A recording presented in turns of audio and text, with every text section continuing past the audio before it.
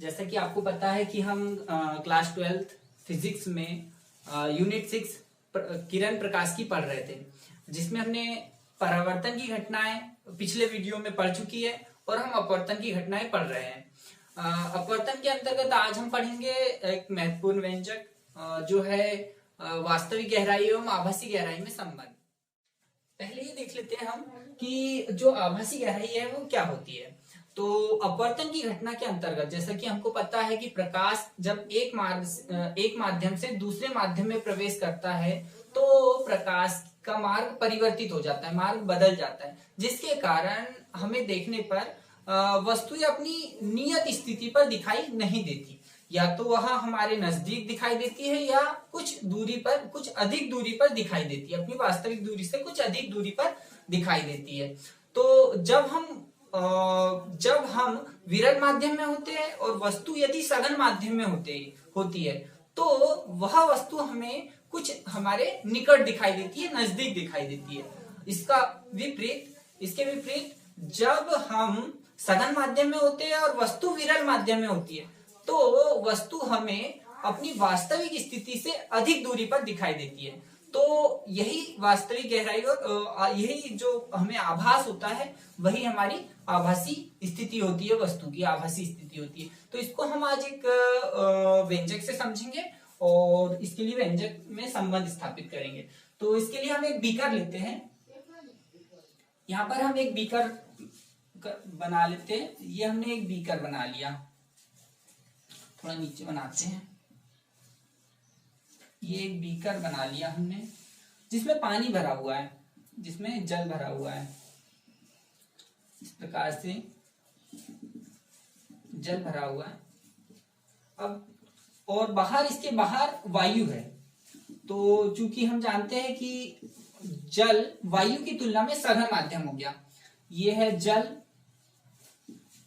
इसके अंदर जल भरा हुआ है और यहां पर बाहर वायु है। तो यहां पर मान लेते हैं कि माना इस बीकर की तली में कोई बिंदु P है। इस बिंदु P से अब एक प्रकाश किरण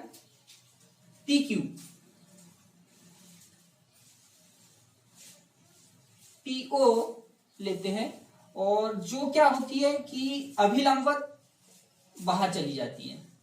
ये अभिलंबवत बाहर चली गई।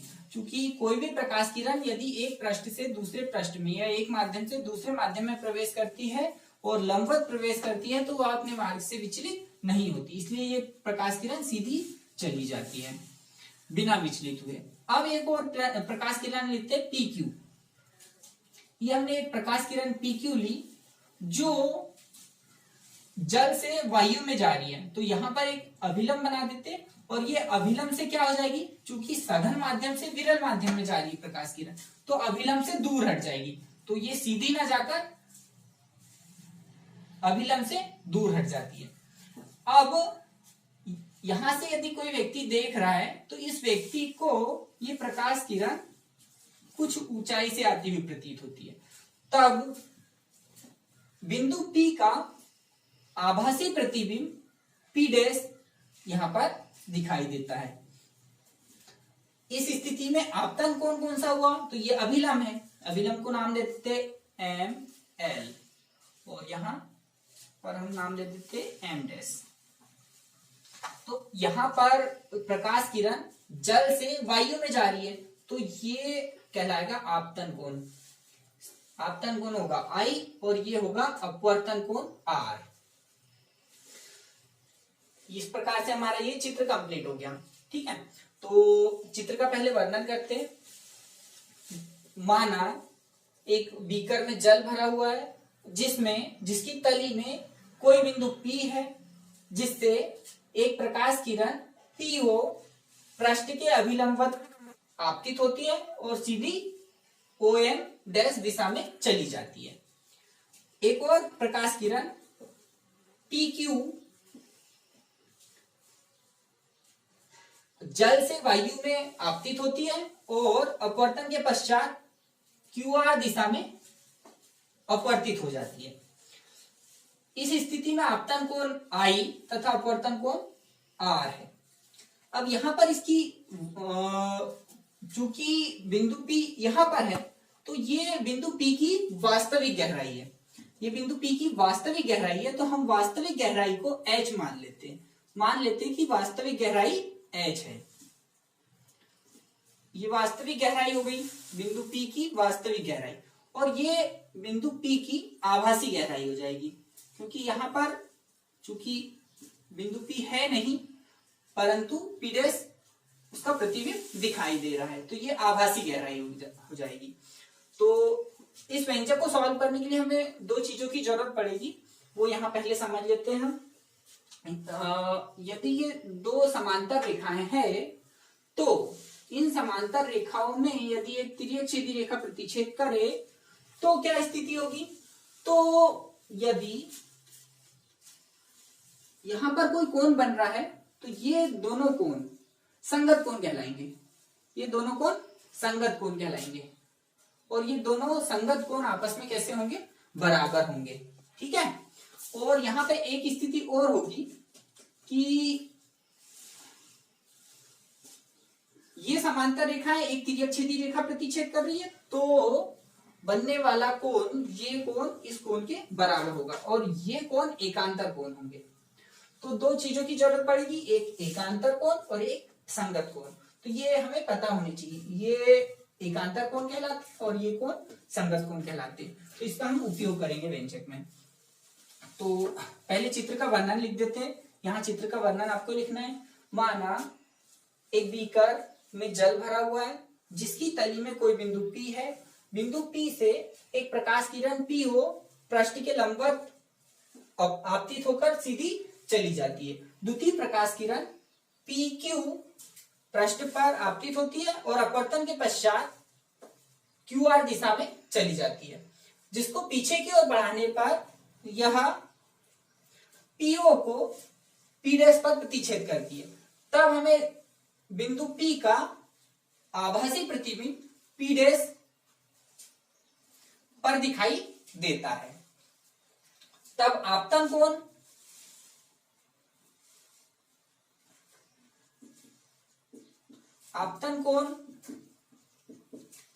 कोण PQL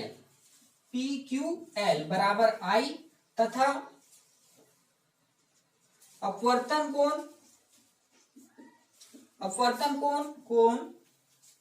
MQR बराबर स्मॉल r। ये दो कोण हो गए, और वास्तविक गहराई और आभासी गहराई लिख लेते हैं। तो OP जो है वो वास्तविक गहराई है, वास्तविक गहराई ये OP होगी, और आभासी गहराई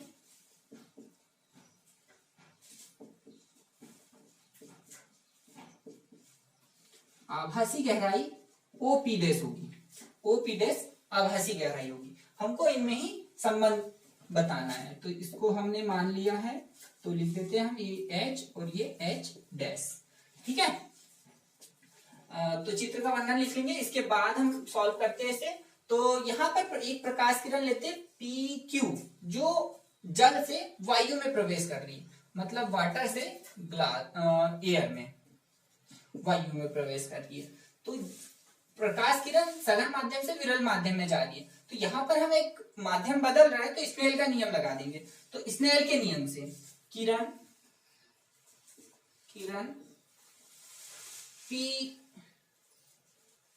PQ के लिए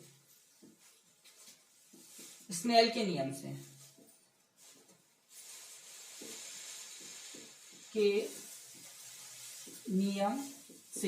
स्नेल का नियम होता है, अब प्रकाश किरण जल से वायु में जा रही है, तो W म्यू A आएगा। क्या आएगा? W म्यू A बराबर sine I upon sine R।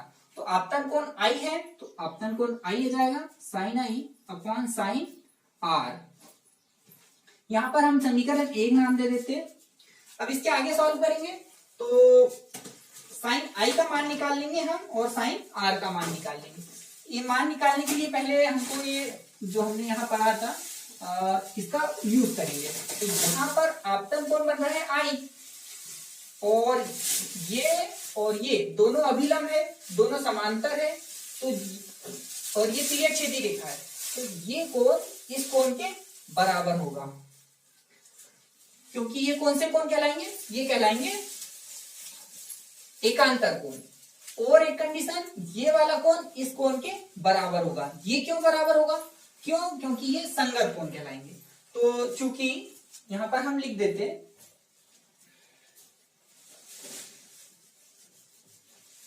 चूंकि कोण OPQ, पहले ये वाला कोण लेते हैं, कोण LQP, कोण LQP इक्वल कोण OPQ, कोण OPQ, और ये क्यों बराबर है, और बराबर आई, और ये क्यों बराबर है, क्योंकि ये एकांतर कोण है। और दूसरी स्थिति MQR, कोण MQR इक्वल कोण OP'Q, कोण OP'Q और इक्वल R, और ये कैसे कोण है, संगत कोण है, होने के कारण ये बराबर हो गए। अब हमको चूंकि साइन आई और साइन आर का मान निकालना है, तो साइन आई, तो आई वाला ये यहाँ पर आई कोण बन रहा है, तो आई कोण वाला एक समकोण त्रिभुज ले लेते हैं। तो कोण आई वाला एक समकोण त्रिभुज लेंगे तो ये पूरा बड़ा वाला त्रिभुज हो जाएगा। तो त्रिभुज हम लेंगे POQ, त्रिभुज POQ में, त्रिभुज POQ में। अब यहाँ पे त्रिभुज कौन सा लिए हमने, POQ। इस त्रिभुज में आई कोण यहां बन रहा है, ये लंब है और ये भुजा कर्ण है, तो यहां पर हम लेंगे साइन आई। अब साइन थीटा बराबर होता है लंब बटे कर्ण, तो लंब भुजा होगी थीटा के सामने की भुजा, ये थीटा है, ये आई है, तो आई के थीटा के सामने की भुजा लंब, तो ये भुजा होगी QO लंब बटे कर्ण, तो कर्ण भुजा होगी PQ। इसको नाम दे देते समीकरण 2। पुनः अब साइन आई का मान निकल चुका है, साइन आर का मान निकाल लो। तो त्रिभुज, अब आर कोण इस त्रिभुज में बन रहा है, यहाँ छोटे वाले त्रिभुज में, तो इस त्रिभुज का से साइन आर का मान निकाल लेते हैं। इसमें कौन सी भुजा लंब होगी, तो आर के सामने की भुजा लंब होगी QR। तो त्रिभुज, पहले त्रिभुज का नाम लिखते हैं P'OQ में साइन आर बराबर लंब क्या होगी, ठीक आर के सामने की भुजा QO, तो QO बटे कर्ण क्या होगी, कर्ण होगी QP' या P'Q। समीकरण नाम लेते हैं 3। अब क्या करते हैं हम, समीकरण 2 व 3 से समीकरण 1 में मान रख देते हैं। समीकरण 1 में 2 व 3 से मान रखने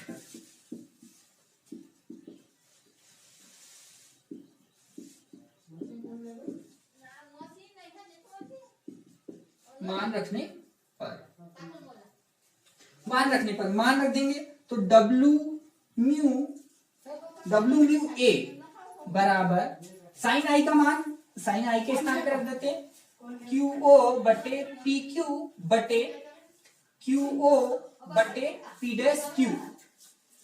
यहाँ पर हम मान रख चुके। अब ये क्या हो जाएगा, बटे के बटे में बटे है तो ये पलट जाएगा, तो W mu A equal QO बटे PQ इंटू पलट जाएगा ये P'Q अपॉन QO से QO कैंसिल हो जाएगा, तो W म्यू A बराबर P'Q बटे PQ। यदि बिंदु Q O के निकट हो, यदि ये प्रकाश किरण जो आपतित हो रही है वो प्रकाश किरण O के निकट आपतित हो, ये Q पे तो हो रही है आपतित, यदि ये Q पर आपतित ना होकर ये O के किनारे आपतित हो, तो क्या स्थिति होगी, यदि बिंदु Q बिंदु P के निकट हो, बिंदु O के निकट हो तो हम P' को P' O तथा PQ को PO लिख सकते हैं।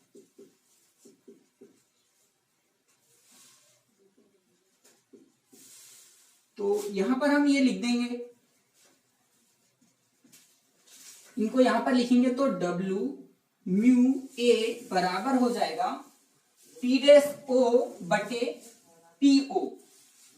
यहां पे अब एक स्थिति, चूंकि हमने प्रकाश के उत्क्रमणीयता का सिद्धांत पढ़े, उसमें हमने पढ़ा था A म्यू W को यदि W म्यू A लिखना है तो 1 में लिखना होता है। तो इसी प्रकार से W म्यू A लिखा हुआ है तो इसको A म्यू W लिखना है तो 1 म्यू W हो जाएगा। तो W म्यू A इक्वल होता है 1 म्यू W। तो इसके स्थान पे यहाँ पे पुट कर देते हैं और कुछ दूरियां और होती है हमारे पास। तो ये P' O बराबर है हमारे पास H' और PO बराबर हमारे पास है H। तो ये तीनों मान यहाँ पर इस समीकरण में रख देंगे। तो रखेंगे तो क्या स्थिति होगी कि W म्यू A का मान हम रखते हैं 1 mu W equal P' O का मान रखते हैं हम H'। तो ये H'/H, इसको हल कर देते हैं, H' का मान निकाल लेंगे। तो H' का मान निकालेंगे तो H' इक्वल आ गया हमारे पास H/ ये बटे में है तो इधर गुने में चला जाएगा, ठीक है। तो ये आ जाएगा हमारे पास H/A म्यू W। और यही क्या है, वास्तविक गहराई और आभासी गहराई में संबंध है, ठीक है। इसको आप ऊपर भी ला सकते हो, यदि इसको ऊपर लाएंगे तो ये पलट जाएगा। इसी ऐसे भी लिख सकते हैं इसको, A म्यू W बराबर H/H', ऐसे भी लिखा जा सकता है। अब यहाँ पर कभी कभी हमारे पास इसके साथ साथ पूछा जाता है कि जो उठाव है वो ज्ञात कीजिए। तो यहाँ पर कितना उठाव हुआ, इतना उठाव हुआ, तो उठाव ज्ञात करते, उठाव। अब उठाव को हम D से प्रदर्शित करते हैं तो कितना उठाव हुआ यहाँ देखने पे पता चलता है हमको कि इतना उठाव हुआ है। अब ये लंबाई यदि हमको निकालनी है तो कैसे निकालेंगे, तो हम क्या करेंगे, यहां से पूरी गहराई में से ये गहराई घटा देंगे। इसका मतलब H में से H' घटा देंगे तो इतनी दूरी हमको निकल जाएगी और यही दूरी हमको निकालनी है। तो H में से H' घटा दो, उठाव निकालेंगे तो H माइनस H'। अब H' का मान चूंकि हम निकाल चुके हैं तो H' का मान यहाँ पुट कर दो, H minus H/A mu W। यहां से H कॉमन निकाल सकते हैं तो उठाओ D बराबर H कोष्टक में 1 माइनस 1/A म्यू W। और यही क्या है हमारे लिए, उठाव के लिए व्यंजक है। तो समीकरण 1 2 3 दे चुके हैं, इसको समीकरण 4 दे देंगे और ये समीकरण 5 हो जाएगा। समीकरण 5 उठाव के लिए वास्तविक गहराई और आभासी गहराई में उठाव के लिए व्यंजक है, ठीक है। तो इसको एक बार फिर से रिपीट करते हैं, समझ लेते हैं क्या है। एक बीकर है जिसमें पानी भरा हुआ है, बिंदु इसकी तली में एक बिंदु P है, P से 2 प्रकाश किरणें गई, एक PO जो लंबवत जाने के कारण सीधी चली गई, दूसरी प्रकाश किरण PQ चूंकि ये तिरछी आपतित हो रही है तो अपवर्तन के पश्चात वो अपने मार्ग से विचलित हो जाएगी और किस दिशा में चली जाएगी, और सघन से विरल में जा रही इसलिए अभिलंब से दूर हट जाएगी, तो दूर हट गई और QR दिशा में चली गई। इसको पीछे की ओर बढ़ाए तो बिंदु P का आभासी प्रतिबिंब P' बना, और चूंकि ये इस ओर जा रही है तो आपतन कोण I होगा, अपवर्तन कोण R होगा। ये कोण इस कोण के बराबर होगा, क्यों बराबर होगा, क्योंकि ये एकांतर कोण। ये कोण बराबर होंगे, क्यों होंगे, क्योंकि ये संगत कोण है। और हमारे पास स्नेल का नियम होता है sin I upon sin R, mu बराबर sin I upon sin R, परंतु म्यू यहाँ क्या होगा, प्रकाश किरण जल से वायु में जा रही है तो W म्यू A होगा। तो यहाँ W म्यू A बराबर sin I upon sin R, तो तो sine I upon sine R. यहाँ पर हमको किसी भी प्रकार से साइन आई और साइन आर का मान निकालना है, इसीलिए हमने ये त्रिभुज में इनके मान निकाल चुके। तो यहाँ पे साइन आई, तो आई वाला त्रिभुज ले लो पूरा बड़ा वाला, उसमें साइन थीटा लगा देंगे और साइन थीटा बराबर होता है लंब बटे कर्ण, तो लंब बटे कर्ण से मान निकाल लेंगे। फिर यहाँ साइन आर का मान निकालना है, तो साइन आर छोटा वाला त्रिभुज लगा देंगे, यहाँ पर लंब बटे कर्ण लगा देंगे, तो ये दो मान हमारे पास निकल जाएंगे, साइन आई का और साइन आर का। ये मान आप यहाँ पर रख दोगे समीकरण 1 में। समीकरण 1 में रखेंगे तो ये स्थिति आएगी, इसको पलट दिए, कुछ कैंसिल हो जाएगा, ये बचेगा। अब यहाँ पर क्या होगा कि हम बिंदु Q को O के निकट मानना है हमें। तो बिंदु Q को O के यदि निकट माना जाए तो जो PQ दूरी होगी वो PO के लगभग बराबर होगी। तो यहाँ लगभग भी लिख सकते हैं आप, लगभग ये कैसी होगी, बराबर होगी, लगभग बराबर होगी। तो हम P डैश Q को P डैश O लिख सकते हैं और PQ को PO लिख सकते हैं। तो ये स्थिति लिख दी। अब P डैश O जो है वो H डैश है, H डैश रख सकते हैं इसकी जगह मान, और PO जो है वो उसकी जगह हम H रख सकते हैं, H रख देंगे। और W म्यू A को हम क्या लिख सकते हैं, 1 अपॉन A म्यू W। तो यहाँ पर 1 अपॉन A म्यू W बराबर H डैश अपॉन H, ये स्थिति आ गई। H डैश का मान निकाल लिए, इसको इस तरीके से भी लिख सकते हैं, इसको यदि ऊपर ले जाएंगे तो ये भी पलट जाएगा। तो A म्यू W बराबर H अपॉन H डैश। अब कभी कभी हमको उठाव भी पूछा जाता है, तो उठाव बराबर होगा यहाँ से पूरी भुजा में से आधी भुजा माइनस कर देंगे, तो ये उठाव निकल जाएगा। तो H माइनस H डैश उठाव होगा। H डैश का मान हम यहाँ निकाल चुके हैं, ये मान यहाँ रख देंगे, दोनों से H कॉमन निकाला जा सकता है, कॉमन निकालिए। अब ये जो स्थिति आई यही क्या है, उठाव के लिए व्यंजक है। तो इसको एक बार अच्छे से पढ़ लेना। Thank you.